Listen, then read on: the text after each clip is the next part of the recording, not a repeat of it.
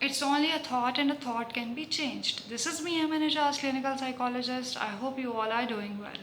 आज का हमारा टॉपिक है स्किज़ोफ्रेनिया। स्किज़ोफ्रेनिया एक सीरियस मेंटल डिसऑर्डर है।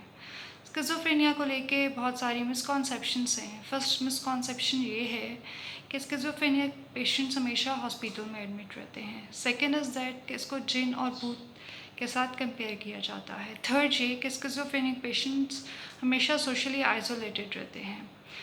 स्किज़ोफ्रेनिया एक सीरियस मेंटल डिसऑर्डर है जो कि मेल और फीमेल दोनों को इक्वली अफेक्ट करता है। ये किसी भी एज, बैकग्राउंड या रेस के लोगों में हो सकता है। स्किज़ोफ्रेनिया पेशेंट्स में डिसऑर्गेनाइज थिंकिंग होती है, इनका बिहेवियर भी डिस्टॉर्टेड होता है। ये रियलिटी को एबनॉर्मली इंटरप्रेट करते हैं। इनको ये समझ में नहीं आता कि रियल और अनरियल में हम डिफ्रेंशिएट कैसे करें। स्किज़ोफ्रेनिया को मल्टीपल पर्सनालिटी भी बोला जाता है, जो कि टोटली रॉन्ग है। आज हम इसके सिम्टम्स को देखते हैं, कॉजेज़ को और ट्रीटमेंट को। तो स्किज़ोफ्रेनिया के जो दो तरह के सिम्टम्स होते हैं। फर्स्ट ये है कि पॉजिटिव सिम्टम्स। पॉजिटिव सिम्टम्स क्या हैं?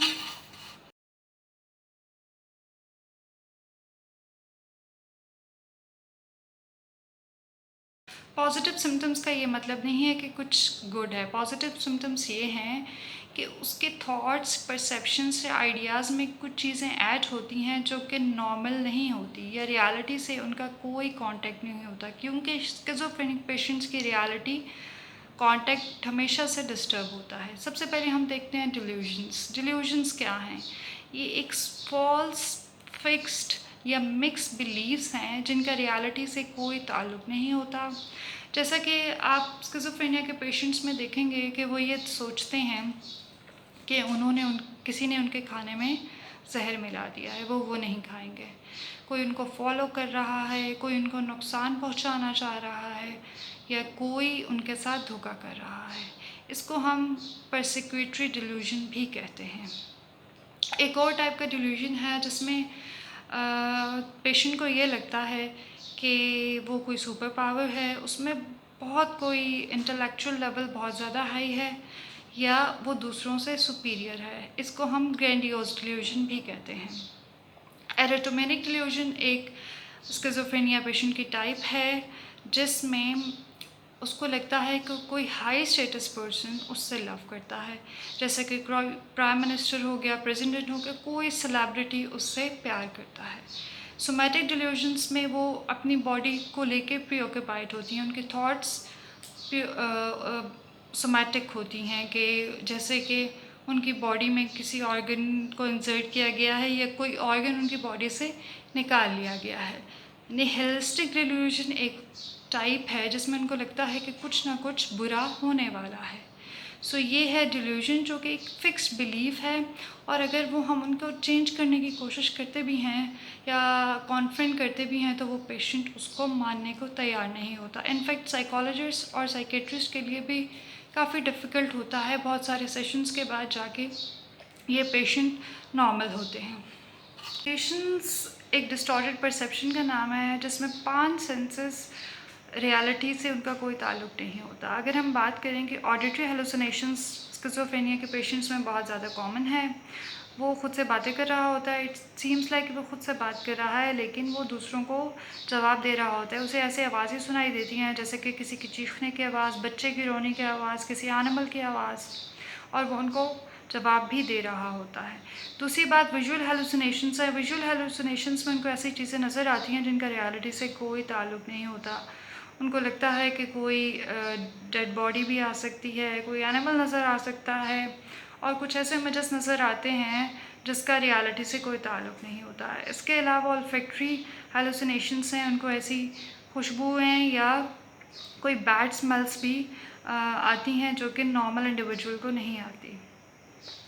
और इसमें टेस्ट और टच की सेंसेशंस भी होती हैं, ऐसे टेस्ट जो कि नॉर्मल इंडिविजुअल को नहीं आएंगे लेकिन उनको फ़ील हो रहा होगा। इसी तरह टच की होगा तो उन्हें लगा कि जैसे उनको किसी ने टच किया है, जो कि रियलिटी से उसका कोई ताल्लुक़ नहीं होता। तो ये डिल्यूजन्स और हेलुसिनेशंस बहुत कॉमन हैं स्किज़ोफ्रेनिया के पेशेंट्स में। अब हम बात करते हैं डिसऑर्गेनाइज्ड थिंकिंग और डिसऑर्गेनाइज्ड बिहेवियर की। उनकी थिंकिंग बहुत डिसऑर्गेनाइज्ड होती है, उनकी स्पीड जो है वो बिल्कुल इनकोहेरेंट होती है। वो एक थॉट से दूसरी थॉट उनके माइंड में आती है। अगर उनसे कोई क्वेश्चन किया जाए तो उनको फोकस में प्रॉब्लम होती है। अच्छा, उनकी वर्किंग मेमोरी बहुत कम होती है। जैसे कि कोई बात हो रही है और उस बात से लेके अगर मैथ्स का कोई क्वेश्चन है और उसको समझ के उन्होंने उसका आंसर देना है उसी टाइम इमीडिएटली, तो उनकी वर्किंग मेमोरी ज़ीरो होती है। उनकी कंसंट्रेशन भी बहुत ज़्यादा लो होती है। इसके अलावा एग्जेक्टिव फंक्शनिंग की अगर बात करें, किसी चीज़ को समझना, उसको परसीव करना और उसको अंडरस्टैंड करके आंसर देना, उनकी डिसीजन मेकिंग पावर भी बहुत ज़्यादा लो होती है। तो ये कुछ पॉजिटिव सिम्टम्स है स्किज़ोफ्रेनिया के। इसके अलावा कैटाटोनिया भी एक सिम्टम है स्किज़ोफ्रेनिया का, जिसमें पेशेंट्स की जो है ना वो इरेगुलर मोटर मूवमेंट होती है, हर वक्त हिलते रहना, या फिर बिल्कुल ही स्टूपर, बिल्कुल ही बैठ जाना या कोई काम ना करना, स्लो मूवमेंट भी होती है। फोकस और कंसंट्रेशन वो नहीं कर सकते। तो ये पॉजिटिव सिम्टम्स थे जिसमें उनकी चीज़ें ऐड होती हैं, उनके थॉट्स, परसेप्शन, जो कि पहले उनकी इस पर्सनालिटी से पहले, जिसको हम प्री मॉर्बिड पर्सनालिटी कहते हैं, वो सिम्टम्स उनके नहीं होते। और ये उनकी पर्सनालिटी में चेंजेस आई होती हैं जो कि उनके सिबलिंग्स या उनकी फैमिली या उनके रिलेटिव्स ऑब्ज़र्व कर सकते हैं।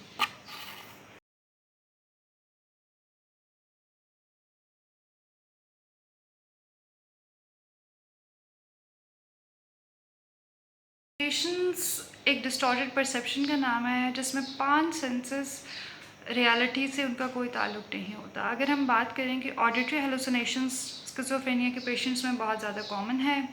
वो खुद से बातें कर रहा होता है, इट सीम्स लाइक वो खुद से बात कर रहा है लेकिन वो दूसरों को जवाब दे रहा होता है। उसे ऐसे आवाज़ें सुनाई देती हैं जैसे कि किसी की चीखने की आवाज़, बच्चे की रोने की आवाज़, किसी एनिमल की आवाज़, और वो उनको जवाब भी दे रहा होता है। दूसरी बात विजुअल हेलुसिनेशंस है। विजुअल हेलुसिनेशंस में उनको ऐसी चीज़ें नज़र आती हैं जिनका रियलिटी से कोई ताल्लुक नहीं होता। उनको लगता है कि कोई डेड बॉडी भी आ सकती है, कोई एनिमल नज़र आ सकता है, और कुछ ऐसे इमेजेस नज़र आते हैं जिसका रियलिटी से कोई ताल्लुक नहीं होता है। इसके अलावा ऑल्फैक्टरी हेलुसिनेशंस हैं। उनको ऐसी खुशबुएँ या कोई बैड स्मेल्स भी आती हैं जो कि नॉर्मल इंडिविजुअल को नहीं आती। और इसमें टेस्ट और टच की सेंसेशंस भी होती हैं। ऐसे टेस्ट जो कि नॉर्मल इंडिविजुअल को नहीं आएंगे लेकिन उनको फ़ील हो रहा होगा। इसी तरह टच की होगा तो उन्हें लगेगा कि जैसे उनको किसी ने टच किया है, जो कि रियलिटी से उसका कोई ताल्लुक नहीं होता। तो ये डिल्यूजन्स और हेलुसिनेशंस बहुत कॉमन हैं स्किज़ोफ्रेनिया के पेशेंट्स में। अब हम बात करते हैं डिसऑर्गेनाइज्ड थिंकिंग और डिसऑर्गेनाइज्ड बिहेवियर की। उनकी थिंकिंग बहुत डिसऑर्गेनाइज्ड होती है, उनकी स्पीड जो है वो बिल्कुल इनकोहेरेंट होती है। वो एक थॉट से दूसरी थॉट उनके माइंड में आती है। अगर उनसे कोई क्वेश्चन किया जाए तो उनको फोकस में प्रॉब्लम होती है। अच्छा, उनकी वर्किंग मेमोरी बहुत कम होती है। जैसे कि कोई बात हो रही है और उस बात से लेके अगर मैथ्स का कोई क्वेश्चन है और उसको समझ के उन्होंने उसका आंसर देना है उसी टाइम इमीडिएटली, तो उनकी वर्किंग मेमोरी ज़ीरो होती है। उनकी कंसंट्रेशन भी बहुत ज़्यादा लो होती है। इसके अलावा एग्जेक्टिव फंक्शनिंग की अगर बात करें, किसी चीज़ को समझना, उसको परसीव करना और उसको अंडरस्टैंड करके आंसर देना, उनकी डिसीजन मेकिंग पावर भी बहुत ज़्यादा लो होती है। तो ये कुछ पॉजिटिव सिम्टम्स है स्किज़ोफ्रेनिया के। इसके अलावा कैटाटोनिया भी एक सिम्टम है स्किज़ोफ्रेनिया का, जिसमें पेशेंट्स की जो है ना वो इरेगुलर मोटर मूवमेंट होती है, हर वक्त हिलते रहना, या फिर बिल्कुल ही स्टूपर, बिल्कुल ही बैठ जाना या कोई काम ना करना, स्लो मूवमेंट भी होती है। फोकस और कंसंट्रेशन वो नहीं कर सकते। तो ये पॉजिटिव सिम्टम्स थे जिसमें उनकी चीज़ें ऐड होती हैं, उनके थॉट्स, परसेप्शन, जो कि पहले उनकी इस पर्सनालिटी से पहले, जिसको हम प्री मॉर्बिड पर्सनालिटी कहते हैं, वो सिम्टम्स उनके नहीं होते। और ये उनकी पर्सनालिटी में चेंजेस आई होती हैं जो कि उनके सिबलिंग्स या उनकी फैमिली या उनके रिलेटिव्स ऑब्ज़र्व कर सकते हैं। नेगेटिव सिम्टम्स की बात करें तो इसका मतलब ये है कि बैड नहीं है। इसका मतलब ये है कि वो काम जो पहले करते थे, वो पॉजिटिव काम उनकी ज़िंदगी से निकल गए और अब सिर्फ नेगेटिव रह गए। नेगेटिव सिम्टम्स में हम देखें तो एनीडोनिया, लैक ऑफ प्लेजर और इंटरेस्ट इन एनीथिंग। जिस चीज़ों को पहले वो इंटरेस्ट से करते थे, जैसे कि पढ़ाई हो गई, जैसे कि जॉब का कोई काम हो गया या रिलेशनशिप्स हो गए, वो अब उनको उस तरह से फीलिंग ऑफ प्लेजर नहीं होता उनकी लाइफ में। इसके अलावा उनकी स्पीच बहुत डिस्टर्ब होती है और वो एक तरह से उनके जो जुमले होते हैं वो मुकम्मल नहीं होते और वो अधूरे जुमले बोलते हैं। इसको एलोगिया भी कहते हैं। कोई काम स्टार्ट नहीं कर सकते, अगर स्टार्ट कर लेते हैं तो उसको सस्टेन नहीं कर सकते। लैक ऑफ मोटिवेशन बहुत देखी जा सकती है। इनमें हाइजीन का भी बहुत प्रॉब्लम होता है, उनकी हाइजीन बहुत बैड होती है। रिड्यूस्ड एक्सप्रेशन ऑफ इमोशंस बहुत कॉमन फैक्टर है इन पेशेंट्स में। रिड्यूस्ड एक्सप्रेशन ऑफ इमोशंस को फ्लैट अफेक्ट भी कहते हैं। इसके अलावा जो है ये withdrawal from friends, social gatherings और सिबलिंग्स और फैमिली, सोशली आइसोलेटेड होना शुरू हो जाते हैं। तो ये कुछ नेगेटिव सिम्टम्स हैं स्किज़ोफ्रेनिया के।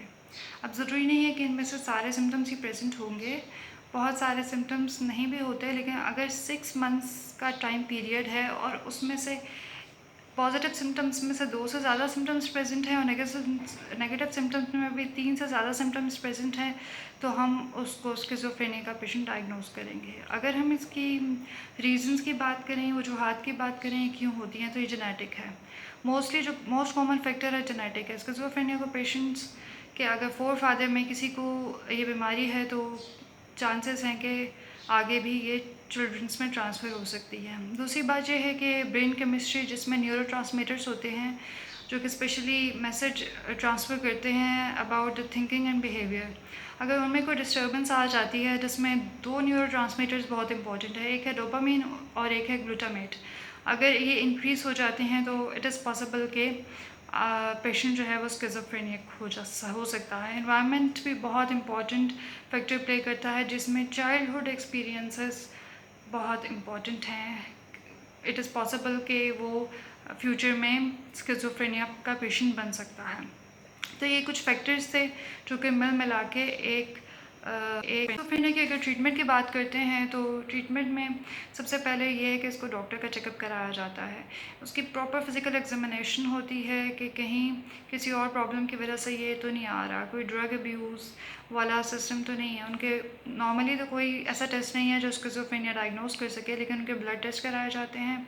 उसके अलावा ब्रेन इमेजिंग स्टडीज़, अगर ब्रेन केमिस्ट्री में कोई प्रॉब्लम है तो इस वजह से तो नहीं है। जब वो मेडिकल रीजंस रूल आउट हो जाएंगी तो फिर साइकोलॉजिस्ट एंड साइकेट्रिस्ट मिल के इन पर काम करते हैं, जिसमें सबसे पहले हमारे पास आ जाती है साइको एजुकेशनल या साइको सोशल ट्रेनिंग, जिसमें इसकी psychological, social, mental and behavioural training होती है। उसको ऐसी टेक्निक सिखाई जाती हैं जिससे वो अपनी कुछ सोशल स्किल सीख सकता है और जॉब के बारे में भी वो लर्निंग कराई जाती है कि उनके कौन कौन से नेगेटिव थिंकिंग पैटर्न्स हैं या उनके बिहेवियर या एडजस्टमेंट में जो प्रॉब्लम्स आ रही हैं उन पर कंट्रोल कराया जाता है।